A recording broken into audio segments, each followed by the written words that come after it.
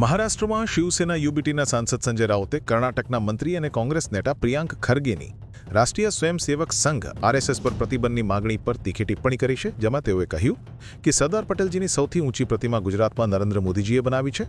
તેઓ તેમના પણ અને આપણા પણ આઇડલ છે. હું પહેલા પણ સંસદમાં કહ્યું હતું કે જો સરદાર પટેલ વડાપ્રધાન બન્યા હોત તો આરએસએસ અને ભારતીય જનતા પાર્ટી જન્મ્યા ન હોત.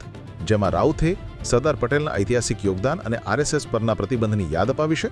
કર્ણાટકમાં પ્રિયાંક ખરગે આરએસએસને સમાજમાં નફરત ફેલાવનાર તરીકે ગણાવીને કેન્દ્રમાં કોંગ્રેસ સત્તામાં આવે તો પ્રતિબંધ લગાવશે, જેના જવાબમાં રાઉતની વાતચીત રાજકીય તોફાન ઊભું કરી રહી છે.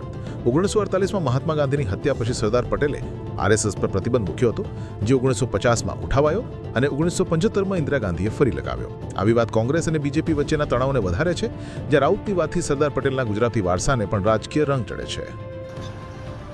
देखिए, ये जो भूमिका है आरएसएस में बंदे जाने तो सरदार पटेल की भूमिका है और सरदार पटेल का सबसे बड़ा स्टैच्यू नरेंद्र मोदी जी ने गुजरात में बनाया है. उनके आदर्श है, हमारे भी.